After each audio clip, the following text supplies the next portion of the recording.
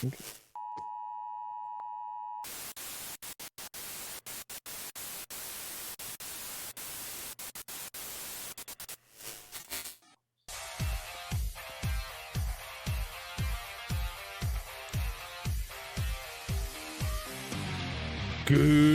morning, everybody. What's going on? Welcome back to Movie Mornings. I'm your host, Sal Martino, and today we are going to be talking about 2011's Drive, starring Ryan Goesling, directed by Nicholas Winding Refen. I remember seeing this movie as a kid, came out, and everybody was pissed off because they thought it was going to be a Fast and Furious type movie, which it's not. So I'll talk about that a little bit more in depth here in a second. Before we get started, please hit the like button below, subscribe to the channel, leave some feedback in the comment section, share this with your friends, and hit the bell for notifications. Sitting with me here today, we got David Trash and Mr. Jose Espinel, who have not seen the film before today, so we're going to get their thoughts here in 1 second. So, like I said, Drive came out in 2011. I still had a Blockbuster in my town at that time, and I'll never forget renting the film and being so shocked, because I think before I saw Drive, I wasn't really into these like artsy type movies, and last time I saw Ryan Goesling was The Notebook, and when I saw this one, I was like, wow, this is something different. It's like different. I couldn't explain it, but as the years went by, I've reappraised it, and it's just definitely been an absolute masterpiece in my opinion. I think everything that Nicholas Winding Refen wanted to do in the film, he executed perfectly, and it's just a simple story, but with perfection behind it. I don't know how else to explain it. It's just an excellently shot film. Boys, how you doing today? Excellent. Yeah, better now that this movie was nothing like Fast and Furious, thank God. Yeah. I'm doing great. Yeah. I mean, I'll start with, Jose, what did you expect from this movie? Didn't really. I mean, based on the name of the movie, driving and some type of driving movie, kind of like maybe like Baby Driver. Yeah. Which it kind of gave me that kind of vibe. Yeah. Like Baby Driver type. Driving around these guys doing heists. It kind of reminded me of like Baby Driver, but then it was like Baby Driver and GTA had a kid, and this was the movie. Yeah, well, Dave, you were kind of talking about going in blind too, so I guess kind of the same question for you here is, what did you expect from this movie? And yeah, I expected a car, maybe cars, plural. And yeah, that's how blind I went in. I as we were going to set up the movie, the cover is obviously Ryan Gosling, and I was like, oh shit, Ryan Gosling is in this movie. Intro played, started enjoying it a lot, the way it's shot. The beginning picks up really greatly. I think the whole movie was super well paced, and as soon as they started to kind of roll the, I don't know what you'd call them, kind of like the little intro credits, crediting all the main actors on this, is like, oh shit, Bryan Cranston, oh shit, Ron Perlman, and oh my, Oscar Isaac. And so yeah, I really like going into movies, especially like this blind. It makes me appreciate them a lot more than anything. The movies that are bad, it makes me understand how bad they are if I go in with no preconceived notions. So this movie was a pleasant surprise. Absolutely loved it the whole way through. It had some good action at the beginning. When it got to the really gory action, it was excellent shot. Very gory. I recently just saw Killing Them Softly. And a lot of the violence was like that with the gunshot wounds and everything. Yeah. Very gory, very crazy. And it was very interesting to kind of study the main character here, given how kind of silent and almost serial killer as she seems at times. Yeah, absolutely. Yeah. And Jose, for you, I mean, what was your overall opinion on the movie now that you've seen it? Yeah, no, I was pleasantly surprised. I really enjoyed Ryan Gosling's character throughout this entire movie. Ron Perlman, of course, as well. Bryan Cranston. I mean, the whole cast really just did very well in this movie. The chemistry throughout the entire movie was really, really nice. And I just the whole way through, I was really on my feet and really enjoying the movie and the story that was, playing in this movie. Yeah, absolutely. So for me, it's like, yeah, Ryan Gosling, this is the movie he proved to me he's just a phenomenal actor, and he really showed a lot of range here. A lot of the reservations that he has is what makes the character so good, because he's unpredictable. You really don't know what he's going to do, what he's capable of, and when all that kind of gets laid out for us, it's a surprise. And it's really crazy to see this pretty simple man kind of do what he does, but he's just so silent, and there's something to that. Like Dave, you said serial killer vibes, but that to me, that's very much on purpose. That's what they wanted you to feel. Oh yeah, like they wanted agreeably, you it was well executed as serial killer vibes. I mean, it was, yeah, that's what gave you that shock value of just like, I mean, when it really started escalating is when he basically, curb stomps the guy in the elevator, and then immediately proceeds to go to the strip club and just beat the hell out of this guy, and he's ready to nail a bullet into his brain. I'm like, this is extremely crazy. I had no idea he was capable of this. The whole movie, he's an excellent driver, but in that moment, you really know he's capable of violence. And then the shower scene too, where he grabbed the shower pole and just stabbed the dude straight in the neck. Like, Jesus Christ, that was. Yeah. This guy needs to go live in whatever that town is that freaking Michael Myers lives in. That's where this guy needs to go move. He would stand no chance. He killed a dude with a shower curtain rod. Yeah, well, let's talk about that elevator scene, though. Let's go back to that really quick that you started with there, Dave, because dare I say iconic, or should be iconic, because that is incredible execution. The way that it just slows down, it just gets real silent. He just grabs Carrie Mulligan, right, backs her up to protect her, turns around and kisses her, and just goes after the guy. And we, the audience, obviously know it's the right guy, but it's like, man, how did he catch on? Like, this guy's sharp as well, on top of just being apparently a trained killer. He's also very sharp.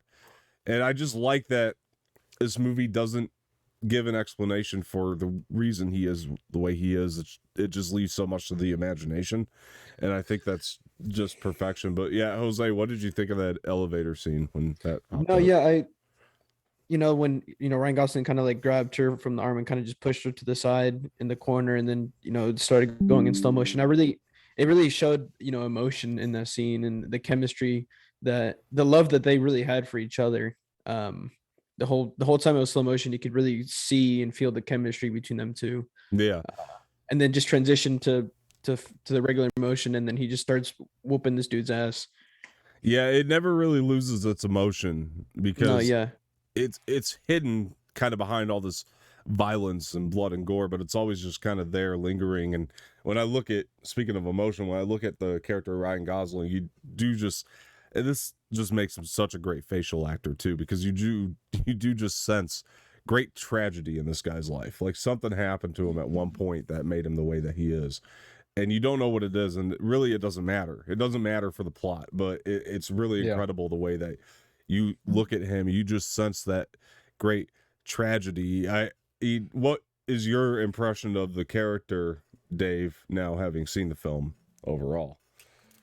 Yeah, well, I definitely agree with the fact that I like that it leaves so much unexplained about his character as to why you have no idea what this guy's gone through in his past. We don't even know his name. Pretty dark. Point that out. We don't even know his name by the end. Yeah, we know absolutely nothing about this guy. I think they called him a kid at one point, but that's it. Yeah. And that's what's really kept my brain still scratching, is like the fact that he has such a, not proclivity, but he has the skills needed to carry out violence if needed, and he's such a freaking amazing driver. More importantly, when it comes down to things, just his knowledge. I mean, when it comes down to like those final car chases, and he basically sets the guy up perfectly to die, that takes more than just stuntman driving to have that understanding of setting the dude up to murder him like that. So every step of it, I'm still kind of souping in it and trying to understand who the hell was this guy before this happened. It's a movie that I dare say is sorry, before I forget, I dare say his facial acting is like, I'd say on par with that of Tom Cruise in the original Top Gun, where, like I said back then, Tom Cruise's facial acting in the original Top Gun, he has it a bit in Maverick, but especially in the original Top Gun, like his smile of cockiness says a million words without having to say anything at all. And Ryan Gosling's face this whole movie, his facial expression, his facial acting was absolutely stellar. Yeah. In certain scenes, you could see how really serious he's getting, especially when he's working out the deal with the Russian guy and just kind of steps in and goes, that's it. We're good. She's out of it. He's good. You don't mess with his family again. And that scene, it's the first time, like, especially given the stone cold serial killerness of him, that's the first time you really just see him jump to an emotion like that. It's like, oh shit. Yeah.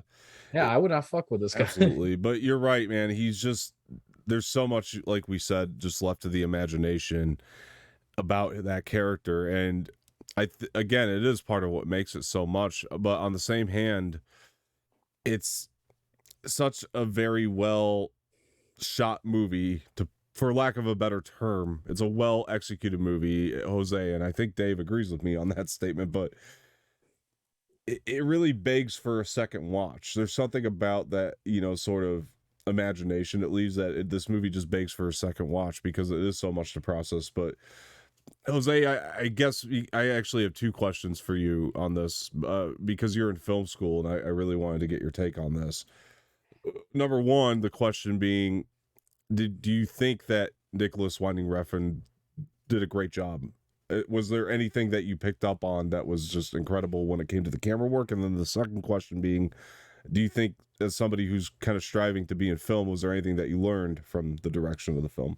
What's funny is that I was actually focusing a lot on the different kind of shots that were used in this movie and trying to like decipher which ones were different shots and which ones were just reused shots. And then as well too, because today in class today we went over sound, and so I was really just honing in on the sounds, because we learned about like ADR, which is like sounds and stuff that are recorded in post versus sound that's recorded during production and stuff like that. So I was really looking out for that kind of stuff, and it really impressed me how he did that here with this movie. And there were certain shots in this movie that I really, really stuck out to me. And I really did enjoy, and really inspired for me, in terms of directing wise. Yeah, for sure. And Dave, for you, with the style of this movie, this movie's very stylized. That might have been the word I was looking for earlier. It's very stylized. Is there anything to you specifically that makes Nicholas Winding Refn's style stand out from other filmmakers that you've seen, or just anything like that? Yeah, I mean, it's definitely got that culmination of something. And what I mean by that is, I mean, everything between the score, the actual shots themselves, like I said, the way that they actually carry out like the slow motion gore and violence of those certain shots, it all culminated into just really freaking foolproof and perfect scenes. Yeah. I mean, there's no other way to describe it other than just a director really hitting all those points perfect. And that's the movies that end up, I think, resonating and being the most rewatchable to me is when I go back and watch a movie like Nobody, and it's got a lot of those same qualities. The music is great, the acting is great, the plot is set up well, and the score just again works with everything. I mean, it's got the slow motion action sequences that are super engaging, and more importantly, what this one has that nobody doesn't is, like you said, it really begs for a rewatch. I got to go back and rewatch this because I just watched it for the movie. Now I need to go back and rewatch it for, the kid, Ryan Gosling's character, and really try to character study this guy. That's my favorite thing is characters in movies. And this guy's a mystery. So I can't wait to go back and really pay closer attention and look for any cues that I may have missed. Yeah, this is definitely a character study through and through. And, when I saw it, going back, I guess, kind of to the question I asked you, because when I saw it, that was one thing that came to my mind. I guess I knew two things when I first saw this movie. One, that Ryan Gosling is actually a tremendous actor. The second I thing, doubted him, that. I know. And the second thing I knew is that this was unlike anything I'd seen before, at least at the time it came out in 2011. And when I saw it, it was unlike anything I'd ever seen. And so, yeah, that style just rang unique to me, and I guess resonated with me. And like you were saying, the score, I mean, the soundtrack is just so phenomenal. And I think that's what's kind of kept me going back to it over and over and over again. I watched this movie a lot. It's gotten a lot of play time in my household here. So it's definitely one I revisit quite a bit. And I do study the character. And to kind of jump off that point too here for a minute, because this film enthusiasts love this movie. It's like, if you look at people who study film, they love this movie. They hold it in high regard, and myself included. But one of the things that's really interesting to me is the symbolism of the scorpion, and I don't really have a theory on that except for what was kind of going on at the end. But one of the things that's kind of been appraised or reappraised, I suppose, about this movie over as time has passed, is that I guess the further and further you get into the movie, and I didn't actually really catch this. I should have looked for it this time around, but I just thought of it now. Is that the further and further you get into this movie, the bigger and bigger the scorpion kind of gets on the back of his jacket, which I didn't actually catch. the more kind of violent he becomes, the bigger the scorpion is, which I don't know if that's true or not, again, because I didn't catch it. I forgot to look for it. But to me, that was something I heard recently that I thought was just very admirable. What, Jose, do you have a theory on the scorpion and what that maybe doesn't mean to the character necessarily, but what that might mean to Nicholas Winding Refen as a director more so? Well, there was that one reference when Ryan Gosling was on the phone. He was talking about, do you know the story about the scorpion and the frog? So maybe he was telling a story where he was referring to himself as a scorpion, and the guy he was on the phone with as the frog. And I don't know, maybe it was something about how like the scorpion came out on top and survived a fight against the frog, and maybe that was like him just basically saying that's what's about to happen to you. I'm the scorpion, you're the frog. I'm about to kill you and end up surviving. You're gonna try and kill me, but I'm gonna end up surviving. I don't know. That's kind of my theory. In the actual folktale, the scorpion and the frog, don't they both drown? Interesting. Yeah. I'm pretty sure what happens is Never heard of it. I guess I don't know it. Oh, okay. Then I'll tell you because I'm almost positive I know it. And the story short wise is that a frog and a scorpion need to basically pass like a creek or a river, let's say. Scorpion asks a frog for a ride, and the frog basically says, yes, I'll take you across the creek. You just can't sting me or we'll die. Scorpion says, okay, no problem. Please help me across. And halfway through the creek, Scorpion stings a frog. The frog asks the scorpion why, and the scorpion says it's in my nature. Okay. They both drown. Yeah, so Which is funny, which makes me think maybe folk tales, the story is folk tales, or they're those, I don't know what you call those, but sure. You know, it's a fables. fable. Yeah, fable. Yeah. Maybe fables are all bullshit, because if you look at racing, fast people do win races, not turtles. Yeah. It's the tortoise and the hare. Yeah. Based on that, another take that I could have, because you said you thought that they both drowned, is maybe Nicholas Winding Refen wanted to kind of make this like a retelling of that in his own way, but also be like, in my version, though, the difference is the scorpion's going to come out on top. Yeah. Right, and that it kind of reminds me of Tarantino's Once Upon a Time in Hollywood, where in his version of that fairy tale, which it really is, because the Once Upon a Time in Hollywood thing, in that version, in his version of that, it's the fairy tale version of that story.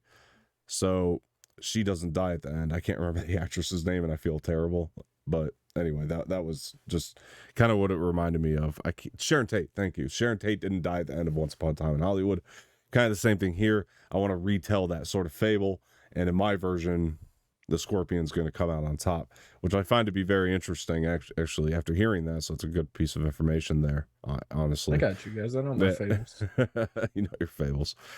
So for me, another thing that I just adore about this movie in general is the opening of it, because Dave, you were kind of touching on it earlier. It does just kind of bring you right in, because it is the score, honestly, a lot of it, but it's also kind of the silence of Ryan Gosling just being the way he is throughout the majority of this film until he explodes at the end.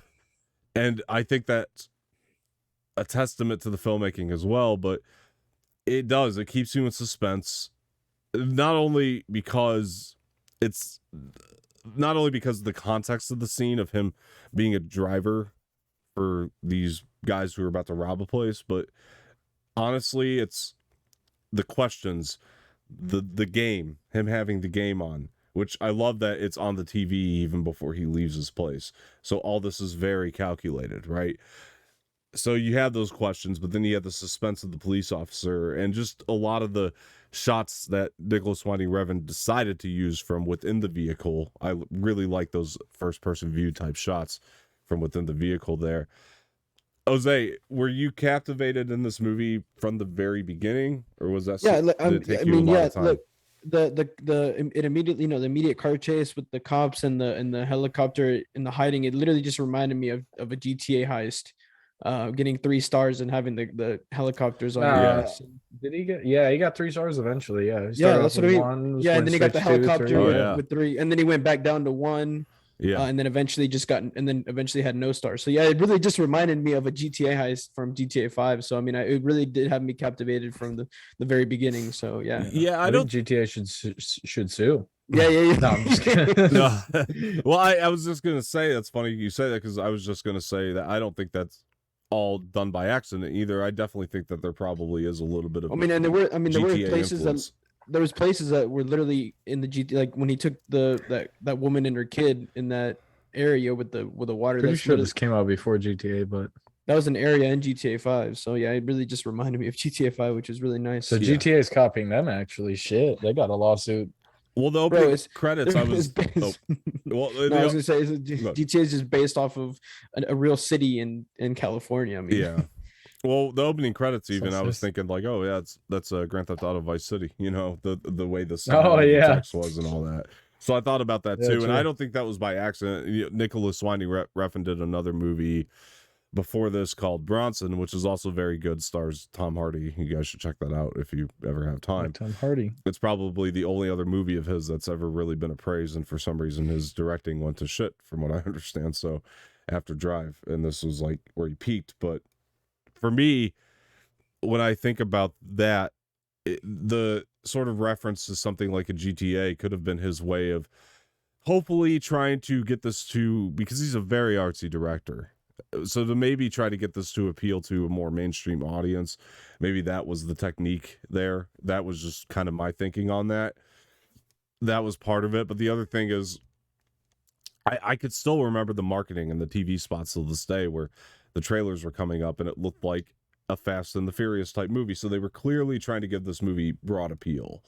So that was one of the things I thought about when I was looking at the text, is maybe Nicholas Winding Refn wanted to make just one movie that audiences dug, and of course everybody goes and they're pissed off because it's not Fast and the Furious at all. It's not even close. Thank God it wasn't. Yeah, Yeah, honestly. I agree with you, man. For you, Dave, I this is a question I would ask you, because I think Jose's like been the most, and this isn't an insult by any means, but I think Jose of all of us has been definitely, and you're evolving as you go and you go through film school, but definitely like the more casual viewer of the three of us, like for sure, without a doubt, of just films, and you're learning, like we said. He's a noob. He's a noob. No, I'm just kidding. We love you, Jose. Hey. For me, I've definitely been more on the art house side, and then Dave, I look at you as somebody who's just kind of right in the middle. You've kind of always been able to sway between both, just depending on if it appeals to your taste or not, and that should be a movie anyway. But the thing I would ask you is, do you think a movie like this could appeal to mainstream audience members? No, never.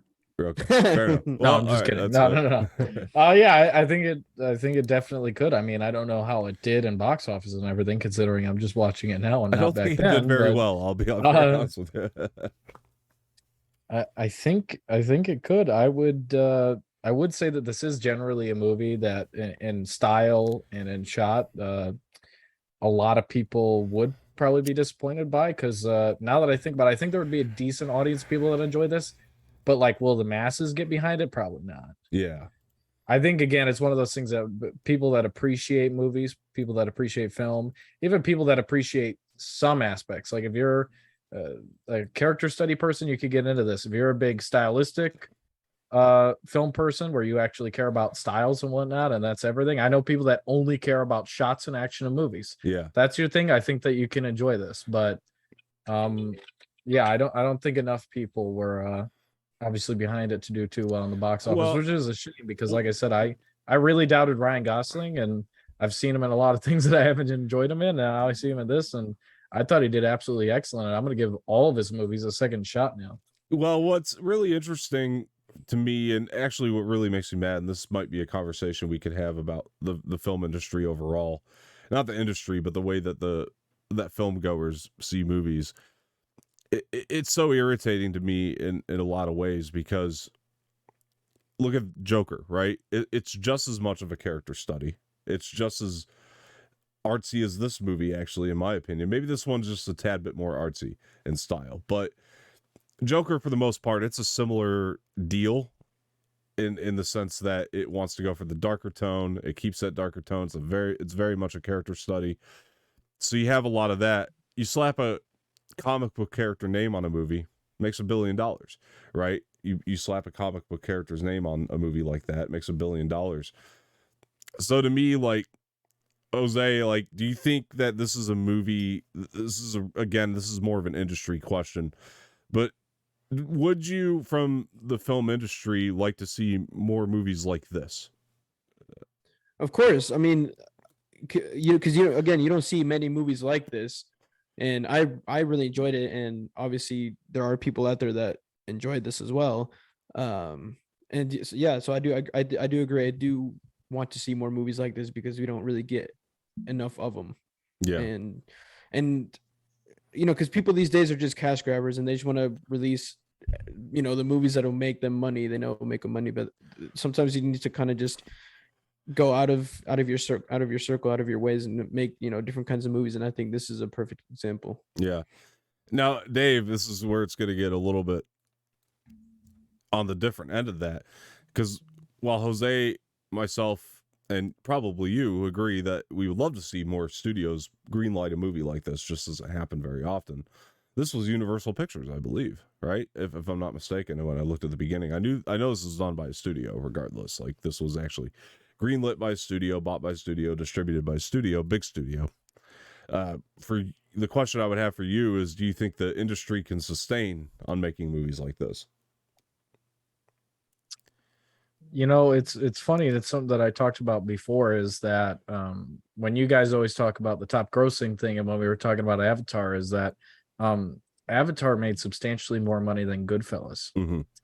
Goodfellas is without a doubt a better movie. I don't care how much you like. I don't care how much you like Avatar. Goodfellas is a better movie. Didn't make more money. I think in today's world, movies like this have gotten less and less appreciated. And if you could have made this film and released it back in the 80s, 90s, even earlier 2000s, people would care more. Yeah. But I think that no offense to the people out there, especially because some of them are watching, but people are getting dumber. I think people are more blinded by pretty visuals, CGI work, explosions, and they don't care about character studies as much. Mm-hmm. And Jose, I'll throw it back to you really quick, because I did bring up the fact that Joker comes out, makes $1 billion, and granted, besides the fact that it had the comic book character name on it, people went back to see it over and over and over and over again. To play devil's advocate just a little bit with Dave's point, which I don't necessarily disagree with Dave. I'm just saying, if I could just play devil's advocate really quick, what do you think it is about Joker, though, that makes, outside of the fact that it had the Joker name on it, that makes people see it again and again and again? And Drive, outside the fact that the movie's called Drive and everybody thought it was going to be a Fast and Furious ripoff, what do you think made the difference between the two? I think, for one, it was the performance that Joaquin gave as the Joker. I think he gave but no offense to Ryan Gosling and Drive, he gave a really good performance. I just think Joaquin Phoenix did a way better job in this Joker movie. I don't disagree with that either. Yeah, and I think that's a big reason why a lot of people have been going to rewatch this movie so many times, and people are still rewatching it to this day. And why we're getting a sequel. Exactly, and why we're getting a sequel, because people want to see him again as the Joker, because he just did such a phenomenal job. Other things, I mean, I don't know. I think the character build in this one was better, in my opinion. I liked going through the entire process of his life, and his solitude, and how he keeps to himself, and how he went from this crazy dude to the Joker. And I mean, that's really it, honestly. I think for me, a lot of what it came down to, this is just my take on the whole situation between those two movies, or Joker and this, is I think the difference was the marketing. I think that was a major difference here, because Joker, we got what was marketed, right? So the people in which the Joker played into their niche, they went to go see it, right? They knew what they were getting into. And this being marketed as a Fast and Furious movie, it's like a lot of the types of people I'm talking about went to go see this one. Of course. Yeah. And they were probably like, how dare this movie try to be pretentious when I'm trying to see explosions and things like that, because that's how the movie was marketed. Go back and watch the trailers. It really was. I don't think they had faith in it being marketed in a different way. And I think there's a real lesson there, honestly, in terms of just marketing can take you far, honestly, because with Joker, people got what was marketed for that. They got the movie that they went to go see, I think. Well, to be fair, and the divvying up the crowd of the Joker, I think there were people that went back and watched the Joker and were actually character studying the Joker. And then I think that there were a lot of people that are the idiots I'm talking about that also bought their tickets, which is what's going to help it, because there's a million people that have been dressing up as a Joker since they're 10. It's on their profile picture. And their understanding of the character study is that he's crazy and I like him. And Drive is not going to get those people, but the Joker will get them by the millions and millions, of course. And while I'd say that the people that probably did like the character study of the Joker, and those people that did watch it time and time again, I think those people would love this movie, and maybe they just probably don't know about it because, again, it's before their time. I mean, 2011, it seems like, not that long ago, but it really was in terms of like there's people, especially because a lot of people don't even start watching movies like that until they're older. I mean, I kind of discovered movies on my own. I mean, I've always been allowed to watch movies, but like, good movies like Goodfellas and stuff like that, I started discovering that on my own. And my dad started helping me out, show me movies when I was like 12. Mm-hmm. I mean, at that point, it's like Drive would have just been coming out, or, would have had come out or something. Yeah. So I wouldn't have been going to see it in movie theaters, and I got to watch a million classics before I can go catch up to Drive. So yeah. Jose, do you think the people that did go to see this and thought it was going to be a Fast and Furious type movie should give this another watch, or do you think it's a lost cause for them? Yeah, I think some of them may have, already watched it again and to kind of give it a second chance, because maybe, they went in thinking it was going to be a Fast and Furious movie, didn't like it, but then they're like, all right, well, now that I know it's not, let me go in again and actually like give it a fair watch. And for the people who haven't, I think they should give it another watch, because it is just forget about the whole, it was supposed to be a Fast and Furious movie. Go in and go watch it again, because it actually is a really good movie, and I think that they'll enjoy it the second time around. Depending on the human being. Yeah, that's depending on the human, yes. Those pigeon brains that like The Last Jedi, they shouldn't even give this a chance, man. Hey, they should just go. Hey. I think that there's a problem in audience members, and again, I know this kind of goes into a bigger discussion than this movie in particular, but I want to kind of get these discussions out there while doing these rewatches from time to time, when there's definitely a cautionary tale involved in there. And I think one of the things that we are witnessing a lot of in today's industry, and I think most of it is just because of the fact that we have social media now and it's been so popularized. Like, I couldn't imagine social media when Drive came out, right? Because that would have just been a disaster, I think. But we had it, but it wasn't as prevalent. So I think that what we're seeing, a big problem that we are seeing is, I think a lot of people are confusing jarring for bad. I think that's been a massive problem in audience members. They have an idea in their head of what they're going to get. It doesn't turn out that way.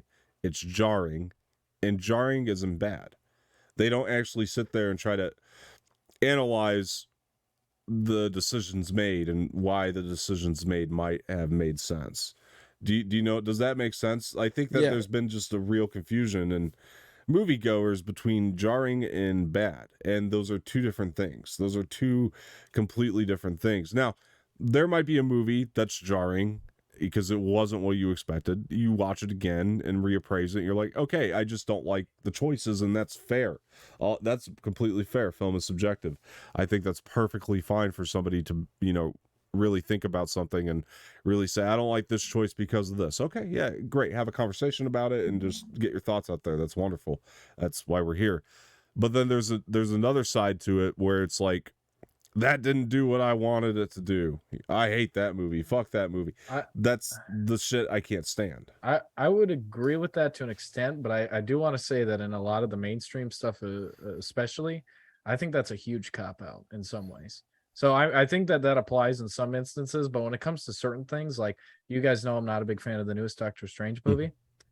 I go into movies like that, I don't expect a damn thing other than the fact that Doctor Strange is going to be in it, and like, some people have legitimate reasons. So I will say there's definitely some people that cop out. That's why in movies that I don't like, I always struggle to want to drop like bad reviews on them, because I know the probably 40 plus reasons that I didn't like Doctor Strange, and I don't hate it. I thought it was okay, but I don't want to give those people that you are referring to ammunition to just go hate on a movie for zero reason. You see what I'm saying? No, like, I got actual character study reasons. That's what I mean. Reasons of character motivation with Doctor Strange and things that don't make sense to me. The fact that he's been extremely humbled throughout most of his movies recently, and they're talking about him needing to be, behind the knife. Things like that don't make sense to me. But again, I don't want to go through the 40 plus reasons to give ammunition to the people that you are talking about that actually do just not like something because it didn't go the way that they wanted. Right. Well, that's what I'm talking about. Let me elaborate on that a little bit better, because what I'm trying to say is the fact that, okay, I'm trying to think of a really good example, one that I know I can use because, so for me, okay, Joyce and Hopper, right, in Stranger Things 3, which I'm not a huge fan of that season. I've been pretty open about that. One of the things I don't like about that is that this is just an example of something, right? Like, I don't want to make a Stranger Things conversation, but one of the things I don't like is that Joyce and Hopper, I just thought they were overly jokey. That's just one example of something I didn't like, right? Now, it's different to say I didn't if I came out there and said that, oh, I didn't expect them to be jokey, so it sucks. I didn't want that many jokes in the show, so it sucks. That's one thing, right? Like, or like, they're not supposed to be jokey. Well, who the fuck am I to say they're not supposed to be jokey? It's not that they were jokey. I don't give a fuck. It's just that the jokes for me just didn't land. There's a big difference there. That's a fair criticism, is to say the jokes that they were saying, a lot of them just didn't land for me. They fell flat for myself. It just didn't make me laugh like I think the show, it wasn't as funny as I think the show thought it was.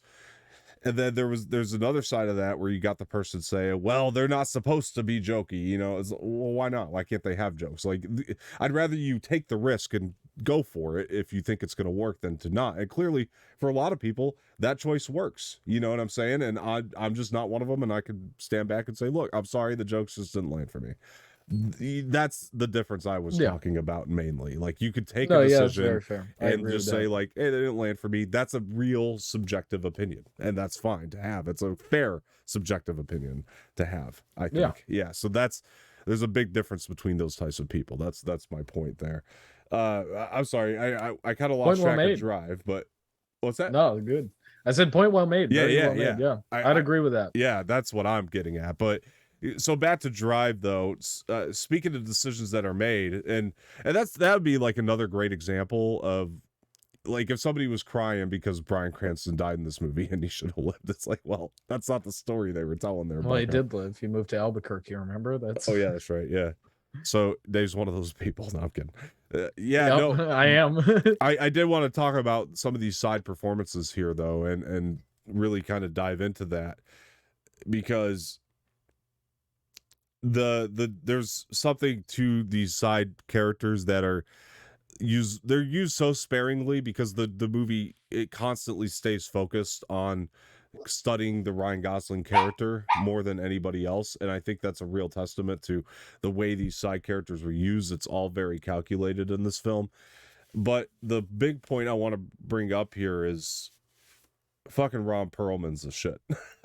that's the main point I want to bring up. Yeah, love Ron Perlman. And so, Dave, for you, was this, you see Ron Perlman in the opening credits? I'll go back to Dave here in a minute. You see Ron Perlman in the opening credits. Is this the type of performance that you expect to see from Ron Perlman, or what were you thinking on his character there, Jose? Oh, I guess it's Jose's question now.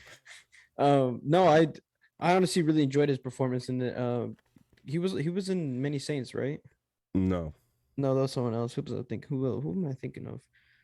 Anyways, no, I honestly really enjoyed him as the villain as the main villain in this movie. I thought he gave an amazing performance. I think that the chemistry that he had with everyone in this film was phenomenal. I really just enjoyed his performance so much. Yeah, you say chemistry, and I'll go to Dave here. I mean, the chemistry between Ron Perlman and Albert Brooks's character throughout this entire thing, it says so little but sets up so much. I was gonna, Dave, what did you think of that? Yeah, it's so funny because they get so little screen time, but in their acting and their chemistry, how they interact, they say a million words. And yeah, Ron Perlman, I mean, he killed it. He did what I love most, which is the reason I love Sons of Anarchy and him so much in there. He comes out strong, man. He comes out really strong. I mean, he's that guy that will walk into Walmart and you just got to uncomfortably deal with me in the room. And that's what I really love about his acting is, like, I feel like, oh shit, this guy's here whenever he's on screen. And again, just pulled that through very strong. obviously he uses phrases and says words that most people would ever hesitate to even say in private. And he's just able to walk in and say it with the utmost conviction. Yeah, absolutely. I agree with you, man. I think that I agree with all those points. I just wasn't expecting, and I know Ron Perlman's such a great actor, but I remember seeing him in this movie and just seeing this mobster mentality that he's got, and I'm like, man, that's like amazing Ron Perlman right there. Like that is, it's probably, and like you said, with so little screen time, we got peak Ron Perlman in this movie, which is wild. And Albert Brooks is just always great in anything he does. Typically, even though I haven't liked some of the movies he's been in, he's always fantastic as a character actor. Is somebody else, Jose, who's a very key player in this film. Let's talk about Carey Mulligan, who has to act opposite Ryan Gosling, who I think she almost has to give as much as he does in her silences and her face acting to kind of understand where she's at, because we were talking about at the beginning of the movie how he's kind of the one seemingly stalking her in the beginning, and then like it seemed to have like flipped where she was kind of into him, and a lot of that's done without saying it. They don't have to say this stuff. Yeah. So I would ask you, Jose, like, what did you think of Carey Mulligan's performance in the film? I mean, yeah, her facial expressions and facial acting said so much. I mean, the way that Ryan Gosling and Carey Mulligan looked at each other just said so many words. Like you could tell what they were feeling for each other. Just looking at each other with their facial expressions, and it was very impressive. I really enjoyed that part of them. They were just talking just with facial expressions.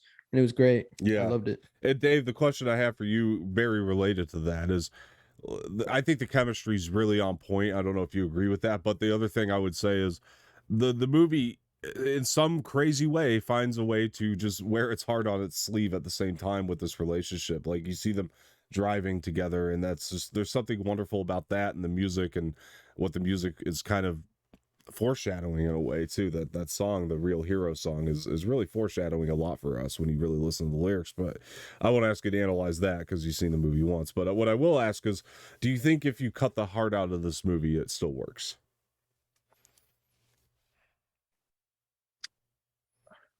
No, I don't think it does.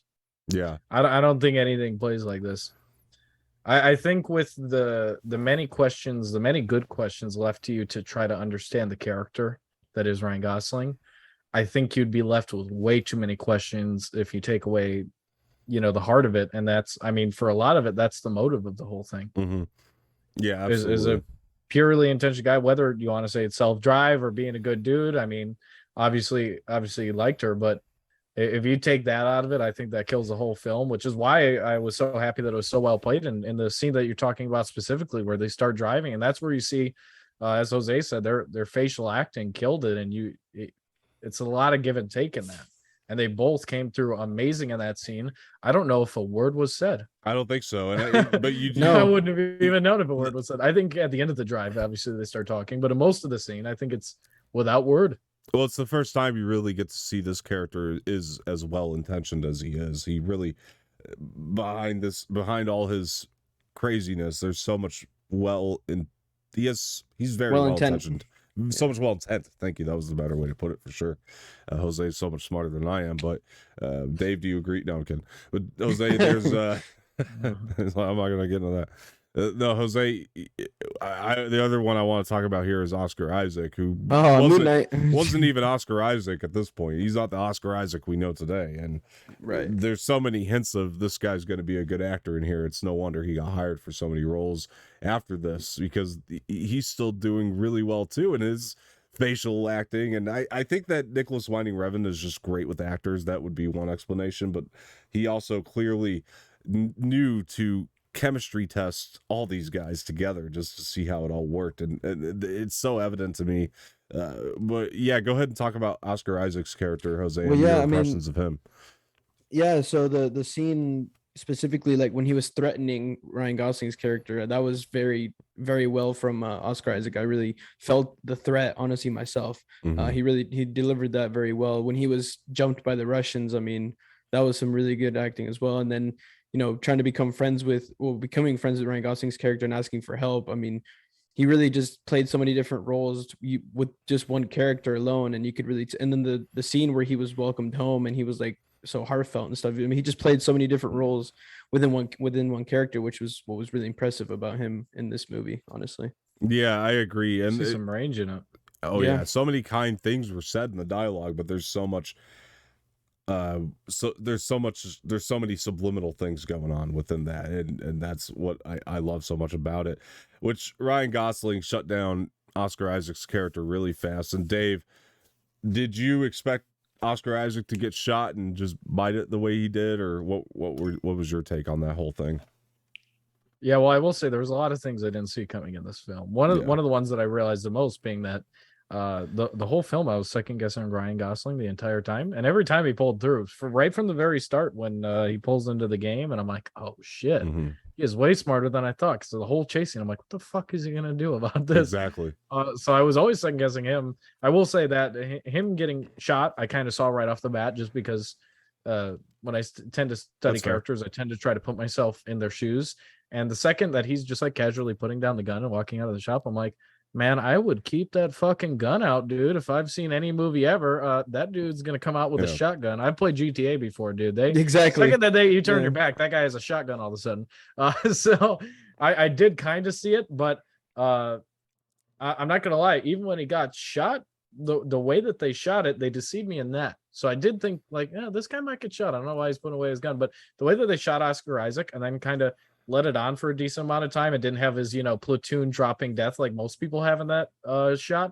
The way that he actually got up and was able to start to catch his feet and stuff, and Ryan Gosling was looking at him, I was like, oh shit, he might make it out of this. Maybe he dies later. And then no, dude came out and absolutely blasted him the rest of the way. Put like 3 more shots into him. And I gotta say, I don't know if this is something from the editing side or just something that I noticed more because I'm listening to this with headphones, but I feel like everything in the movie was at a decent volume, but like when those gunshots went off, I felt like that was louder than any other gunshot in the movie when he was getting shot. No, like, that almost hurt my ears. It's like, oh fuck, I agree. Dude, I definitely think it was mixed that way on purpose, which because it sounded better than the shotgun, Yeah. It sounded louder. Yeah, well, shotgun shot through the window even. I learned about that today. Yeah, I think it was definitely mixed that way for the shot value of that for myself, because like you said, they kind of make you jump back a bit when it happened. And I think the most surprising moment for me in this movie, the moment that this movie really got me when I first saw it, there's something that almost traumatized me a little bit when I saw it and just really resonated with me, Jose, is the scene with Christina Hendricks' character when the guy comes up with a shotgun to the window and just blows just blows her brains out. Yeah, which bro, is like what the fuck. Yeah, was that something that you were expecting? And yeah, I mean, go ahead, take it away. I mean, I wasn't expecting it, but as soon as like he looks at the doorknob and it like twists, I'm like, okay, yeah, shit's about to like hit the fan. Like you just see the dude on the window and just blows her brains out, and then he puts up the mattress and he gets a bit of the shells, grasping his arm or whatever, and then that whole fight scene was just crazy, bro. Yeah. And Dave, what were some of the other moments that surprised you? Because you were kind of talking about this movie surprised you in many moments. I'm sure that might have been one of them, at least in terms of the way that was executed and shot. Yeah, and that one, it's funny. It's like that one actually got me the same way that the Oscar Isaac one did, where I thought something and then I was like, "No, I won't do that." And then it did, because that one I remember they walked into when she first walks into the shitty motel bathroom. I was like, it's funny, this shitty motel room and everything is kind of giving me Scarface vibes. Yeah. Reminds me of when they are gonna chop them up in the shower and then everyone gory death, someone blasts in, and sure enough, that's right when like the guy started walking into the frame there and shoots her through the window. I was like, oh fuck, it is like Scarface. And yeah, that really got me good. Again, a lot of the surprises came from Ryan Gosling's character's competency. Many instances of constantly second guessing him in the open there, in the complete unfolding of the end there. Every step that he took, I was just like, this is such a big and dangerous step. I don't know how the fuck he's gonna get away with this. I mean, the second he walked into the strip club, I was like, there's no way he just walks into this place and just takes control. And nope, sure enough, that he did. Absolutely. Immediately he took control. And the other one was, I thought he was totally gonna walk into that pizzeria with Ron Perlman in there and take him out, and he walks right up to the window, and sure enough, he just kind of spies on him, goes back to the car, and had everything again much more plotted out than I thought. Where as the scene was unfolding, I go, "Oh shit, Yeah, he thought this through very well. This wasn't absolutely. off the cuff. This wasn't on the spot. He knew exactly what was going to be happening here." Yeah. Christina Hendricks, going back just a little bit here, she's very good in this movie too. I think we gotta give her credit because when he's got her down on the bed, like you feel her fear in that moment. So she's Bro, very, when he very just good. when he just bitch slapped her, Oh like, my god, yeah, Jesus. yeah, that you feel the fear Yeah. in her face expressions and her just her the overall way she carried herself in that scene. But Yeah. one of my favorite scenes in this movie is the car chase, and Jose from shot standpoint, the way that the car chase was done when with Christina Hendricks in the back there. What moments stood out to you, or what was it about the execution of that stood out to you? Well, definitely the part where he turned around and was driving backwards.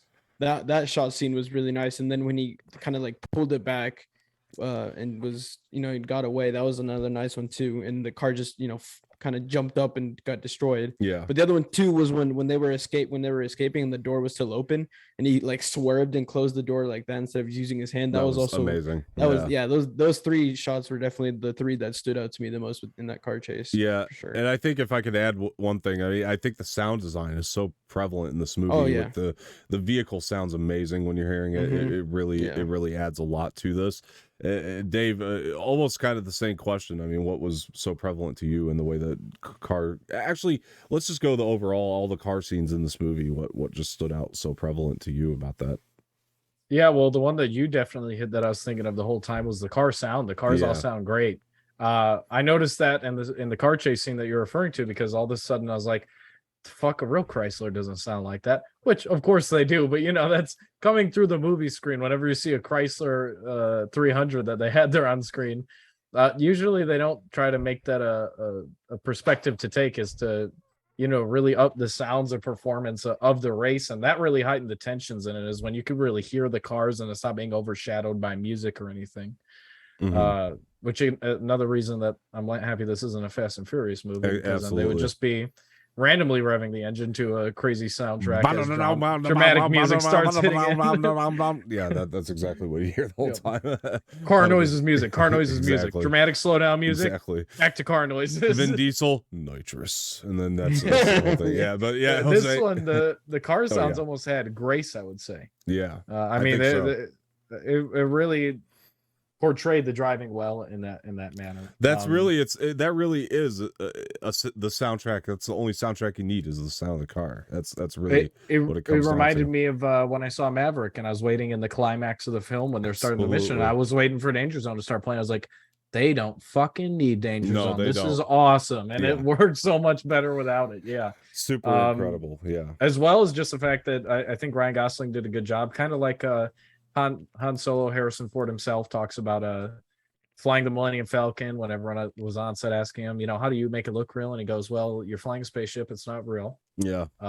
Just act like you're busy and it'll look good. I don't know that Ryan Gosling necessarily did that, but he did look great driving. When they focus in on him driving, I mean, they don't have him, sitting there doing nothing at any moment. I mean, every time his hands are extraordinarily busy. It's funny. It almost seems like he's putting 100% in, but he also does it like seamlessly, which I really enjoyed. Absolutely. I was watching, funny enough, just really quick little anecdote, really quick. I was watching an interview with Harrison Ford from Force Awakens, and the guy asked him, do you like being on the ground or do you like flying scenes better? And Harrison Ford just leans forward and he's like, I don't care. And that was the whole answer. So, Jose, one thing I wanted to... just everything Star Wars. Absolutely. I don't give a shit. One thing I wanted to point out that I just found amazing is I think that Nicholas Winding Refen used, I know his last name's Refen, I keep mispronouncing it. It's Nicholas Winding Refen. Keeps his influences on his sleeve too while making this movie. And one of the big influences I saw is when he lifted that hammer and was putting the bullet in the guy's mouth. Oh, in that dude. moment. Yeah. And you just heard that brrr, that brief like sound effect. It reminded me of Halloween. And it was like that John Carpenter score. Mhm. So number one, do you agree?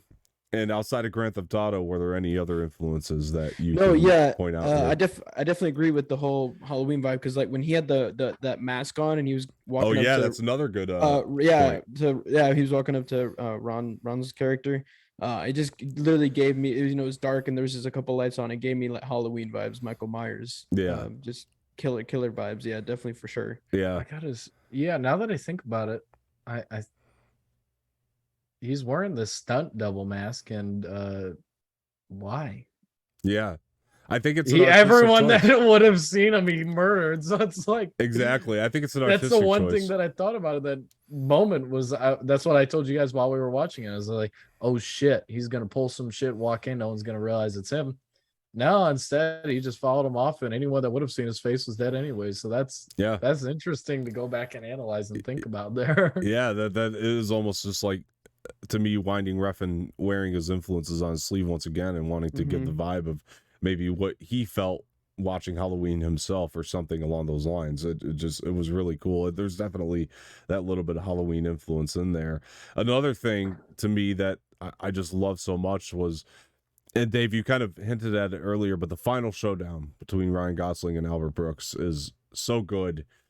I think a lot of that is that it's so brief, but there was something about the vibe there that was almost like it was it was a little bit Western, just a little bit to me. That was just one thing I pointed out. Western on, with knives.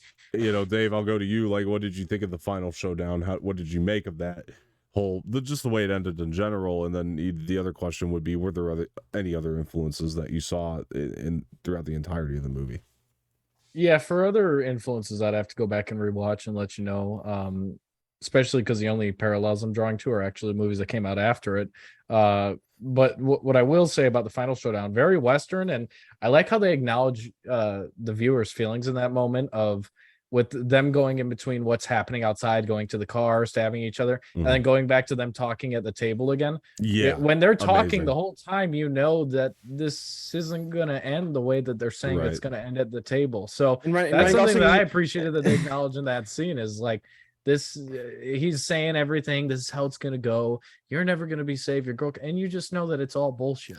None of that's gonna happen. Ryan Gosling had a smile on his face the entire time he was saying all of that too, which Ryan Gosling knew in his head is like, all right, you say that you're gonna live and I'm gonna die, but this is not how it's gonna go. Well, the whole time in his head he goes, I'm gonna stick that fucking knife in your neck is what's gonna happen. Well, I don't think it was ever said, but one of the things that stuck out to me and I just thought was so brilliant, in my mind I played it, I think the line when Albert Brooks smiles at Ryan Gosling, I was just, you could hear what he's thinking, and I think what he's thinking is, do we have an understanding? And I think Ryan Gosling smiling back at him, yes, we have an understanding. That's the way I analyzed that whole moment. And they do have an understanding. They're going out there and they're not making they're gonna kill each other. Yeah. We're not going with the game plan. And they both know it. I think at the end of the day, they both knew that one of them wasn't going to make it out of there alive for sure. And I think that was the understanding that they really had in their minds. And he's sharp, man. And Albert Brooks knew he was sharp. He did. He knew, I think, the Albert Brooks character. He's honestly the biggest threat. It's like the final boss battle, to put it into context, because he really is the biggest threat. They set that up right when he stabs a guy in the neck in the pizza parlor, right? It's like, oh, this guy is a much bigger threat than we ever thought he would be, because he's just as unpredictable as Gosling. And so I like that they built him up to be the perfect match for this Ryan Gosling character at the end of the day. I think it plays against Hollywood too, which is what I enjoyed about it, was the fact that in most Hollywood movies that we see, Brooks's character would be the one to, be behind the scenes, pulling the strings, but you wouldn't think he's very violent or capable. Sure. He's usually the guy held over a balcony. And in this, he is that guy. He is that guy. He pulls out the knife, stabs the dude in the neck, and you're like, oh shit. Yeah. He's a real deal. You almost think Ron Perlman for a while there was the only enforcer, and that Brooks is just, calling shots. Oh, gee, don't worry about it. And now he stabs that guy right in the fucking neck. And you see it all in Ron Perlman's face when he's reacting to it. And he's like, shit, this guy's fucking nuts. He's more nuts than me. Somebody help. Yeah, it's a twist, if you will. For sure, because like honestly, you look at that, you're like, wow, he was the guy. Now Ryan Gosling's gonna really meet his maker, meet his match, in a way. And that was really freaking amazing to me that they set that checkmate. up. Yeah, exactly. It was checkmate. And Ryan Gosling could have easily died just as easily as Albert Brooks did. It was just the way it happened to go. You know, that was just the luck. He got very lucky. Ryan Gosling was more likely to go down. I mean, given just the position of everything when it all goes down, he was more likely to lose. The odds were against him. Yeah, he just stabbed him in the wrong place. He turned at the right moment. You know, Gosling turns right at the right moment. And he just stabbed him in the wrong place, stabbed him in the stomach, and then Ryan Gosling was like, "No, you know what? You're actually gonna die." It just made it all very believable the way the execution was. And then of course he drives off into the sunset. But is there really ever? And let me ask both of you can answer this one. Is there really a happy life for this character after this? No, not that he left that fucking money there, that idiot. Or the girl. The only thing I disliked about this movie is the fact that they always leave the money, and it's like, bro, like you said, unless I'm there to grab it at the end of the movie, I don't give a shit. Pick that shit up. Let's go. It's the best Mr. Beast giveaway. Yeah, as I said, best Mr. Beast. You know, I do actually really like that decision. And I'll tell you why, because I guess I never put much thought into it, actually, Dave, till you commented on it when we were watching it today. I think the reason I really love that decision is because Ryan Gosling wants to keep some sense of pureness to him. You know, he just went and killed all these guys very violently, and I think in his mind, he wants to keep some sense of pureness and just to try to some sense of humanity. You know what I mean? Because that's essentially that's dirty money, murder a few cops, but you hold the door open for a lady at Walmart. Yeah, exactly. That makes sense. Yeah. You're good. You're good, man. Go ahead and confess. They won't even lock you up. Well, if you take the money, I think it stays with you. You know what I mean? I think if he takes the money, then it stays with him and haunts him. That's my take on the decision anyway. At the end there, for him to not take it. I think if you got that money, you can drink a margarita on the beach and forget about it a little bit. Yeah. Well, fair enough. Drink your sorrows away. Fair enough. Look, the last thing I really want to bring up here is, let me go right back into the cinematography. You could screenshot almost any moment of this movie, any shot, hang it on your wall, and it'd be a badass picture because there are so many just might go do that. Incredible shots. Honestly, it would be an amazing picture. It's very artistic in that way. Jose, a shot that resonated with you, or multiple shots that resonated with you that just you think you'll take with you for the rest of your life out of this? I don't know, maybe like one of the scenes with Bryan Gosling's character and was it Christina? Carey Mulligan. Yeah, Carey Mulligan. Maybe one of their scenes, like, you know, like kind of just looking at each other, maybe in the car, one of those scenes. Any of those interesting car scenes would have been, you know, him kind of just driving the car down the street really fast. I think that could be a really cool one too. Yeah. Those are about all the ones I could think of. Absolutely. Give me some cool ones. I really like the one where he's, you know, carrying the child down the hallway. Don't laugh. But I like that. We had an inside joke about this guy. Sorry, but throughout the entire movie, Jesus Christ. But I love that shot where he's carrying the child down the hallway. I think that's a really awesome shot. It's like, where she's behind them. Yeah. I think that's a really good shot. So that's I know, Dave. I know I'm trying to avoid it, but look, it's a very dark joke. We won't reiterate it here, but yeah. Exactly. Help me. You guys will pick up on the context if you just listen to that comment. We're just not gonna elaborate, but we'll just leave it at that. Yeah, that shot's one of them that I think of. Honestly, the elevator when I love the arm just holding her back. Like, I want that on my wall. I think that's a dope shot. So that would be another big one for me. But Dave, same question to you. What would be some of the ones that resonate with you? A lot of the ones that you guys said. One of my favorites, though, because again, one of my favorite things in movies is always the characters, the acting, the facial expressions, the body language. And one of the ones that always gets me that I call the Inigo Montoya look. My name is Inigo Montoya. Yeah, I know. Prepared to die. And it's the look of it's not cockiness. It's how do I describe it? It's sureness. It's the 100% confidence of, I mean what I say to my very last breath. Mm-hmm. And you see that when he's talking to the Russian mobster dude and they're negotiating, and he goes, his debt's paid, the family is left alone. He's not saying it just it's not about vindictiveness. It's about the sincerity of his facial expression at that time. He 1,000,000% means it. Yeah. You leave them alone, they're done. or every single person involved in this is going to regret it to their last day, and it'll be very fucking quick. Absolutely. Which is sure enough is what he ended up doing, and Yeah, that's very how I know quick and that violent. look was so sincere. But yeah, it's a look that is really hard to pull off to like the purest extent. That's why I call it Inigo Montoya, because he pulls it off perfectly. That actor kills it, and Ryan Gosling pulled it there, and that's when he really won me over with his acting. I was like, shit, that's love that baby. shot. I love that line. And the other line He steps into it too. That's what I love. 100%. You can see him if you go rewatch. He really steps into it, leans in, and gets it perfect. The other line I just love too, which is kind of similar to that, is when he's talking to the guy in the diner who lost his wingman because of Ryan Gosling. Oh yeah, supposedly that's where you see it as well. Ryan Gosling just tells him, he's like, "You're gonna stop talking now, or I'm gonna kick your fucking teeth." And that line was incredible. Yeah. I was and just so blown away. Again, 100% means that you can see it in his face and the delivery of the line. Everything about him says, "You're gonna shut the fuck up, or I'm gonna kick your fucking teeth." Right, and he's not an idle threat. I literally am going. I'm just telling you what's going to happen if you don't stop. Right, exactly. And he it's a caution. Gives the cold stare and doesn't stop until that guy's gone, and I love that. I think that shot is just incredible. Yes. So one more thing we do have to talk about this when it comes to Drive, that we just completely glazed over, Bryan Cranston. So let's talk about Shannon here, because I think he's actually one of the most important elements to this entire movie and the entire study of Ryan Gosling's character.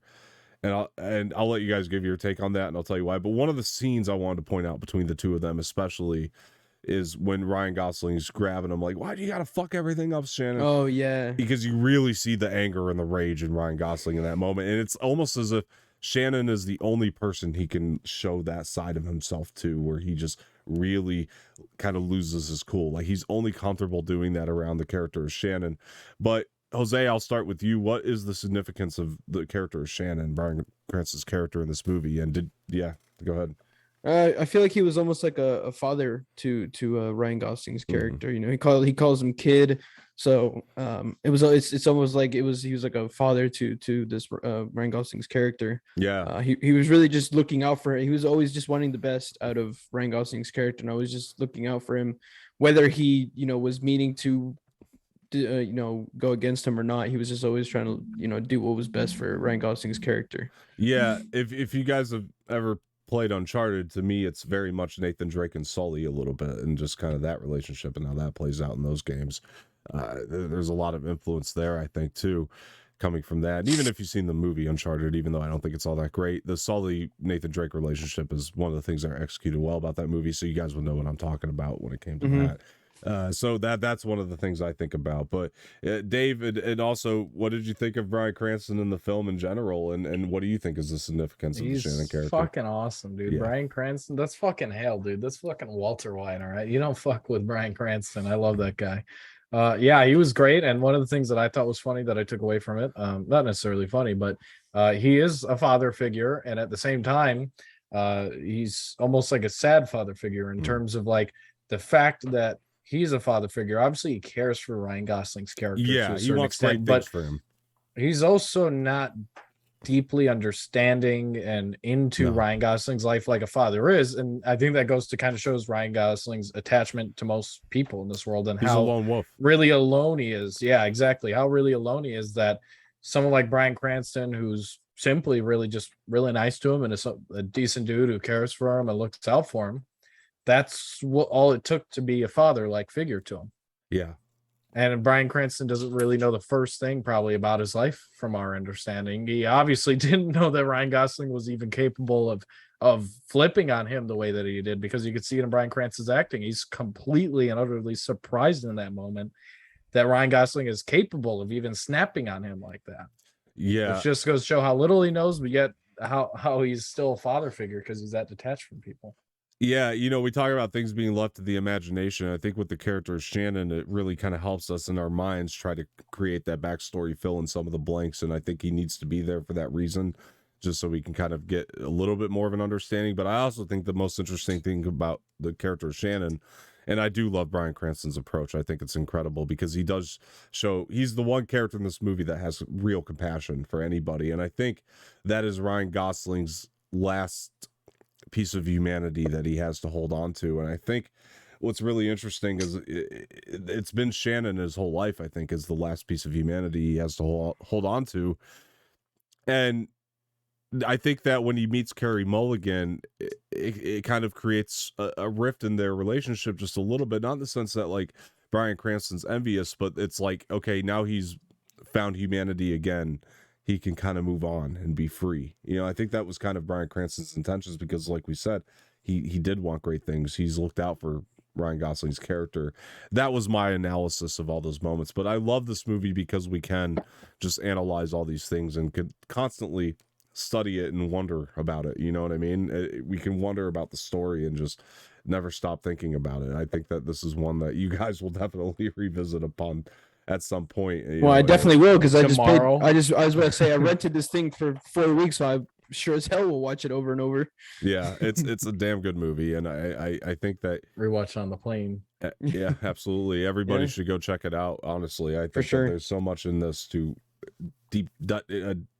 dive deep into and analyze, and just it's a conversation starter, this movie. That's why I thought it was really good for the rewatch. It's a really good conversation starter. There's definitely a discussion that needs to be had with whoever you see this with after the movie's over, and a deep conversation, I think. Absolutely. So I want to thank my two panelists here, Mr. David Tresh and Jose Espinel. Jose, before we go, one more thing, closing statement on Drive, and where can people find you? Definitely check this movie out if you haven't. If you have once already, don't be a dickhead and just rewatch it, please. I want to know what you guys think of it now, 11 years later. I really enjoyed, watching this movie for the first time. I really enjoyed all the characters in this movie and how the actors portrayed those characters. The cinematography, the sound, everything was really just incredible in this movie, and I highly suggest all you guys go watch it. Absolutely. And Dave, one more closing statement on Drive, and where can people find you? Great movie. Go watch it. If you don't like this movie, go watch Avatar the rest of your life on a loop. I would do that. You see what I mean? I definitely dealing with here. No, I'm just kidding. Wow. All righty, everyone. You can go find me and Jose on stereo sometime here at Type 1 Latino for him, at B King David for me. You guys can also go find me on Snapchat and on Instagram at B King David. Thank you very much. Type 1 Latino for all socials for me as well. Yep, absolutely. All right, guys. Look, for myself, I've been Don Martino. Thank you guys for joining. I want to give a big thank you to David Tresh and Jose Espinel, who keep coming through for me time and time again on these rewatches. They're just a lot of fun to hang out with watching the movie. No, I'm loving it, man. Thank you guys so much. You have no idea Same. how much it means to me, and honestly, you guys just make this possible, and it's great. And I love this. Damn straight. So I love you too. Love you too. I love you too. Love you too. All right. Look, guys, we're going to get out of here, but Drive is an absolute masterpiece. If you kind of watch this to try to dip your toe in the water and see if this is one that you should watch, maybe you've passed it up in your local movie store, which doesn't exist anymore, so I don't even know why I gave that suggestion. Drive your ass over to Alaska and go pick up a copy of Drive. Alaska. There you go. So Blockbuster. Anyway, if you passed up the posters, you've seen the marketing, and you just weren't sure about it, wanted to dip your toe in the water, and you watched that analysis for that reason, great. I'm glad you did that. Now go watch it. It is an absolute masterpiece. I mean that through and through. You can find me on Twitter at Dom_Martino_ and on Instagram Dom_Martino_ official. Make sure you follow the Anorex pages as well. Twitter and Instagram, it's both Anorex official. You can find us there. So thank you very much again for joining. Like the video, subscribe to the channel, leave some feedback in the comment section, share this with your friends, hit the bell for notifications. We're going to get out of here, and we'll talk to you guys later.